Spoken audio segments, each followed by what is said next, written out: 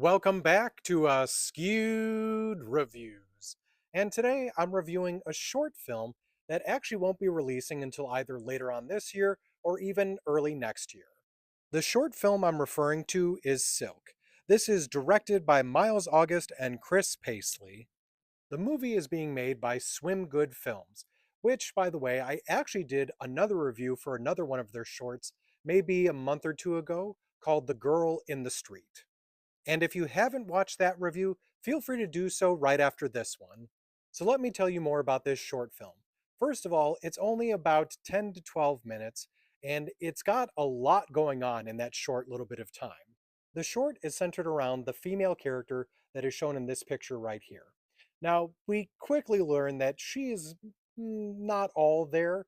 There definitely does seem to be some issues, and the way that we discover this is she calls up her ex and is trying to get back together with him. And he seems to want nothing to do with her. And we're starting to realize that she's not just any ordinary girl. She very much seems to be a stalker. And due to whatever issues she has going on, doesn't fully understand what she's doing. From here, the film definitely moves into a more psychological or even potentially supernatural way, where our main character sees an infomercial on TV about a product that can help take away all of her pain. So, of course, she calls, orders it, and receives it. Now, I really won't say what she receives in the mail, as that should definitely be more of a surprise to everyone who watches the short, but I will say it's definitely something that she has to use on herself for the pain to go away. She, of course, decides to use it, and things just get creepier and weirder from there. But we don't fully get a resolution, at least in my opinion, but it definitely, leaves that question mark of, well, what happened? Now, as I've mentioned before, when it comes to short films, there really has to be something special for me to give this a higher grade.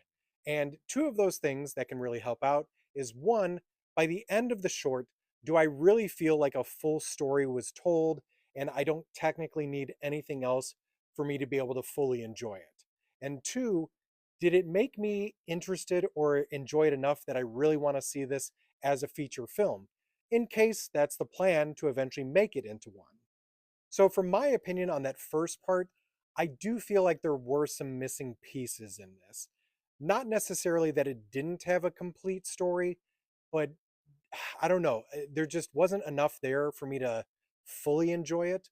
But I will also say there was enough for me to be intrigued that if this were to become a full length feature film, I would definitely go and check it out.